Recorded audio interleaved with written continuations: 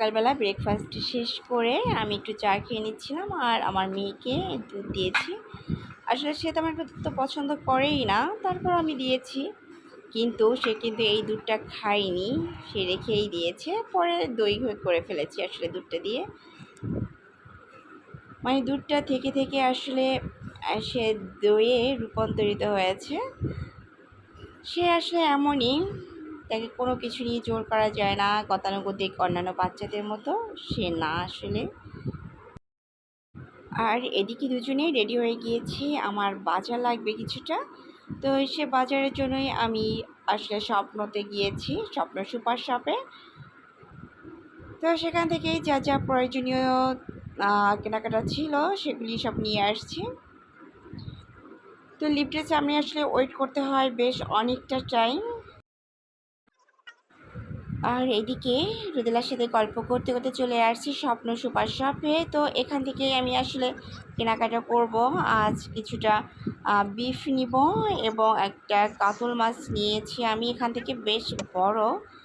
Chicken নিয়েছিলাম। তো তার সাথে শুকনার যত খাবার দাবার আছে, যেটা যেটা প্রয়োজন, হ্যাঁ, সব কিছুই আসলে নিচ্ছিলাম এক এক করে।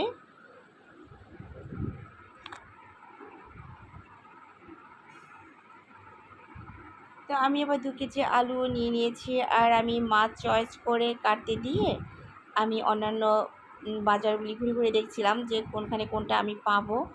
তো সেসব দেখতে দেখতে এসে দেখি আমার বিফ ছিল যেটা অর্ডার করেছি সেটাও কেটে ফেলেছে, আর মাছটাও কাটা হয়ে গিয়েছে। তো আমি এক এক করে সব কিছুই আসলে ট্রলিতে নিচ্ছিলাম।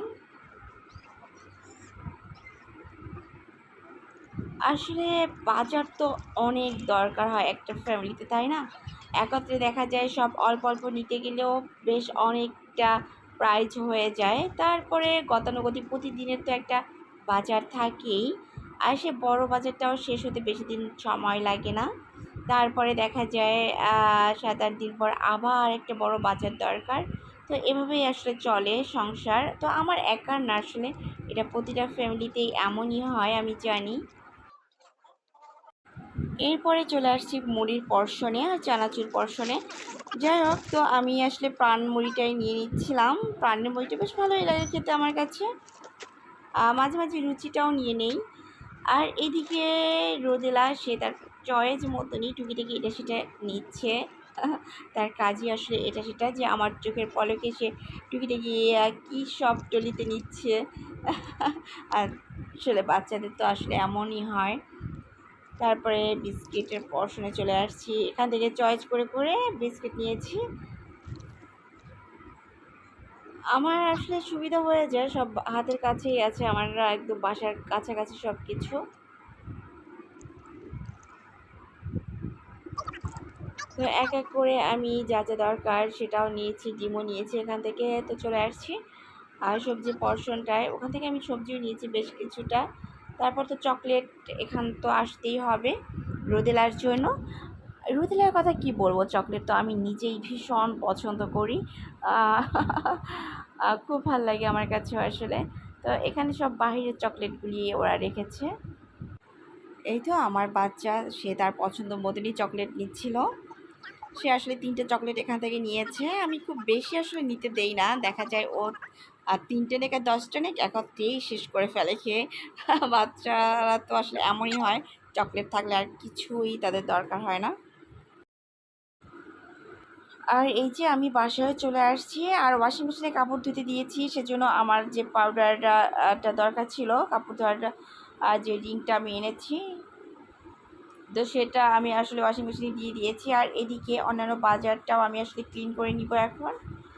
তো এক এক করে আসলে সব বের করছিলাম, আসলে আজ অনেক বাজারগুলি ক্লিন করতে হবে আমার।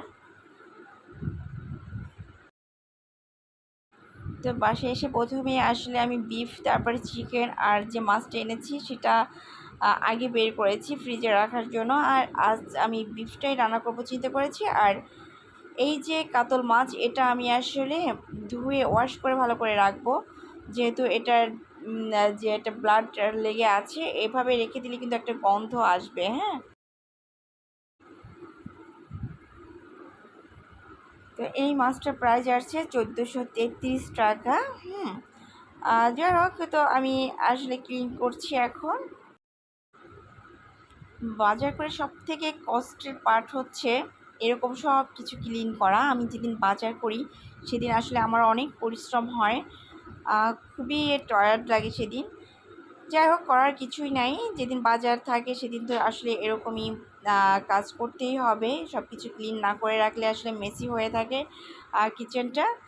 আর এখানে আমি একটা বড় লাউ কিনেছি, বেশ বড় আসলে লাউটা।